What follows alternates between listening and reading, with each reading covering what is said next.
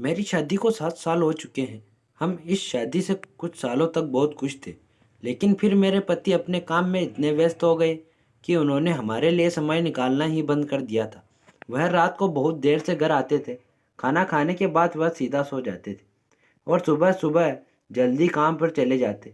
Weekend में भी उनके पास मेरे और हमारे बच्चों के लिए समय नहीं होता था।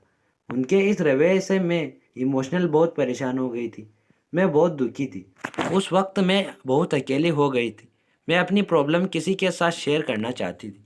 हालांकि मेरे बच्चे मुझे अपने साथ व्यस्त रखते थे, लेकिन मेरी खुद की लाइफ पूरी तरह से खत्म हो गई थी। एक दिन मैं डायपर खरीदने के लिए सुपरमार्केट गई। वहाँ एक बहुत पुराने दोस्त से मेरी मुलाकात हुई। वह जानता था कि मैं शादीशुदा हूँ और वह भी ऐसा ही था। हमने बात करना शुरू किया। हमारे बीच काफ़ी कुछ एक जैसा था।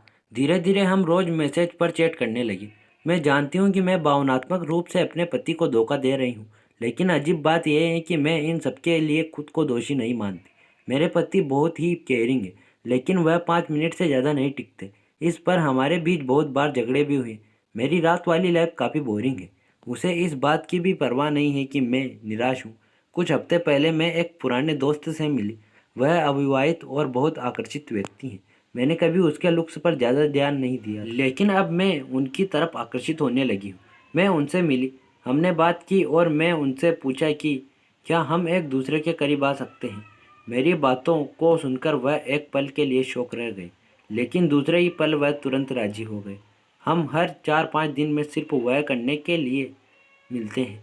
अच्छी बात यह है कि उन्हें परवाह है कि मैं कैसा महसूस करती हूँ। वह मेरी ज़रूरतों की परवाह करते हैं। जिस खुशी की उम्मीद मुझे मेरे पति से थी, वह मुझे उनसे कभी नहीं मिली। अब जब मैं घर आती हूँ तो बहुत अच्छा फील करती हूँ।